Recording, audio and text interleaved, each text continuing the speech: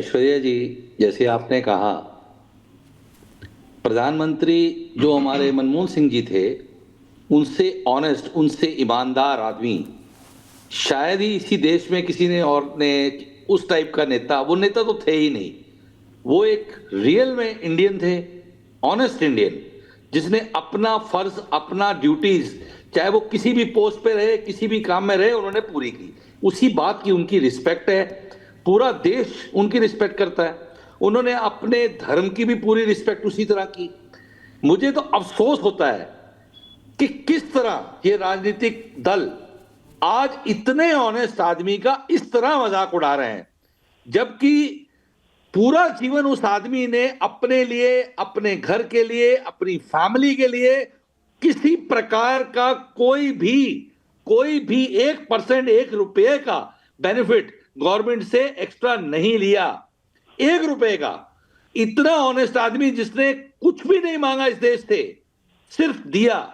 आज उसके परिवार का नाम लेके कहते हैं कि उनको सम्मान चाहिए। शर्म आती है मुझे आम आदमी पार्टी के प्रवक्ता की बात कहते हुए।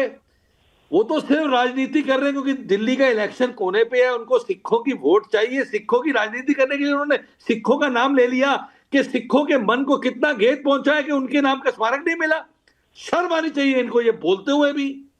ये सिर्फ अपनी राजनीति करने के लिए कुछ भी बोल देते हैं। आम आदमी पार्टी ने कुछ भी कह दिया, सिखों का नाम ले लिया। अरे भाई, आप कितने बड़े, वो तो पूनावाला जी ने सुना दिया आप कितना उनके बारे में क्या क्या विचार रखते हैं अपने, जब तक वो जीवित रहे। और आज आप उनका स्मारक नहीं मांग रहे, आप सिखों की राजनीति कर रहे हैं क्योंकि आपके इलेक्शन कॉर्नर पे है। वीना जी, आपको सिखों का दिल्ली में वोट चाहिए। वीना जी, पंकज जी, ओके, कृपा करके ओके भाटिया जी, ईमानदार आदमी को इस तरह बदनाम ना कीजिए। पूरा जीवन उस आदमी ने देश को सिर्फ, ये बात मैं मानता हूं, लिया। मनमोहन सिंह जी के डिसीजंस की आलोचना हो सकती है, लेकिन इस पे कोई सवाल नहीं हो सकता। रीना जी, भाटिया जी कह रहे हैं आप राजनीति कर रहे हैं सिखों की। भाटिया जी को रखिएगा। हाँ, रोहित कमिंग बैक। ऐश्वर्या जी देखिए, हाँ, अब शहजाद पूनावाला, हर समय ये लोग कांग्रेस को ने ये किया, फलाने ने ये किया, उसने इसके साथ ये किया। अरे भाई, वो सब थोड़ा इस देश के इस समय इस पे राज कर रहे हैं, आप राज कर रहे हैं। और आप बोलते हैं कि आप दुनिया की सबसे संस्कारी पार्टी हैं। भूल जाइए सबको, किसी के पास कोई संस्कार नहीं है, आपके पास तो संस्कार है ना। तो आपने बड़ा दिल क्यों नहीं दिखाया, क्या चला जाता। और उनकी बाकायदा मनमोहन सिंह जी की फैमिली की उन्होंने रिक्वेस्ट करी। मनमोहन सिंह जी की फैमिली चाहती थी कि उनका अंतिम संस्कार राजघाट पे हो, यमुना के तट पे हो, और आपने वो उनकी फैमिली की भी नहीं सुनी। राजनीति का मौका तो आपने दिया ना, अपने छोटे दिल को दिखा के। आप बड़ा दिल दिखाते, आप संस्कार दिखाते, तो आज ऐश्वर्या जी ये टीवी प्रोग्राम ही नहीं करते। पूछता है भारत, मौका क्यों दिया आपने? मौका आपने दिया। Coming Shehzad quick counter. Okay Reena ji, Pankaj ji आ रहा हूं sir. Sir, now your audio is back.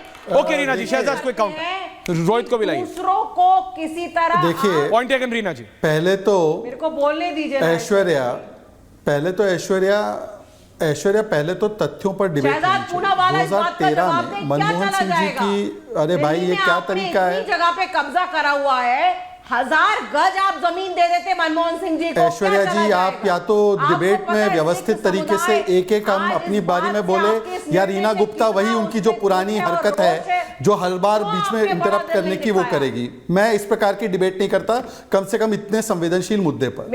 Aishwarya जी, आप एवरीवन, शहजाद काउंटर। रीना जी, आपके टाइम पे किसी को नहीं मैं बोलने देता। आप लोग एंडिंग आते आते आखिरी के 10 मिनट में ऐसा कर देते हैं, क्यों इतना? मैम, सिस्टमैटिक अपने अपने टाइम पे चल रहा है। Please Shehzad quick counter. Shehzad 60 second answer. Pankaj ji आ रहा हूं दादा, रोहित जी आ रहा।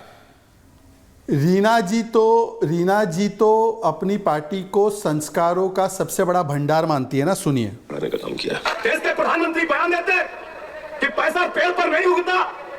मनमोहन सिंह जी, हम जानते हैं कि पैसा पेड़ पर नहीं उगता, पैसा उगता है ए राजा के घर में, पैसा उगता है सुरेश कलमारी के घर में, पैसा उगता है कनीमो जी के घर में, और पैसा ये संजय सिंह का बयान है, संजय सिंह का बयान। अब सुन लीजिए रीना जी, सुनने की भी हिम्मत रखिए, केवल इंटरप्शन इंटरप्शन इंटरप्शन। ऐश्वर्या, इनके पास, रीना गुप्ता के पास डिबेटिंग के नाम पर एक स्किल नहीं है, इनके पास कोई पॉइंट नहीं होता, केवल दूसरों के बीच में बोलना और रोना, इसके अलावा कुछ नहीं आता इनको। अब सुनना भी पड़ेगा, अब सुनना भी पड़ेगा। बोलिए बोलिए, आप अपना पॉइंट। जहां तक सवाल है भारतीय जनता पार्टी का, ऐश्वर्या बताइए, नरसिम्हा राव जी को भारत रत्न किसने दिया? कर्पूरी ठाकुर जी को भारत रत्न किसने दिया? आंबेडकर जी को भारत रत्न 1956 के बाद कब मिला? जब भाजपा समर्थित सरकार थी। ये कांग्रेस के संस्कार और ये इन लोगों के संस्कार है। समाजवादी पार्टी कांग्रेस के साथ 10 साल सरकार में रही, कर्पूरी ठाकुर याद नहीं आया इनको। इसीलिए मैं कहता हूं, हम लोग जो करते हैं, और अगर इनको इतनी चिंता है तो बता दीजिए, 2013 में कानून मनमोहन सिंह जी की सरकार नहीं लाया था कि यमुना के तट पर कोई अंतिम संस्कार नहीं होगा, वो होगा एक राष्ट्रीय स्मारक स्थल पर।